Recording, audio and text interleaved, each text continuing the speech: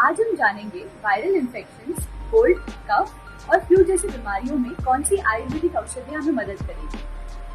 त्रिभुवन कीर्ति रस, लक्ष्मी विलास रस, त्रिकटु चूर्णम, कंटकारी अवलेह और अडुलसा। Get yourself consulted at Aarivayu and find Ayurvedic solutions to all your problems. Get 15% off on all medicines and products only at Aarivayu.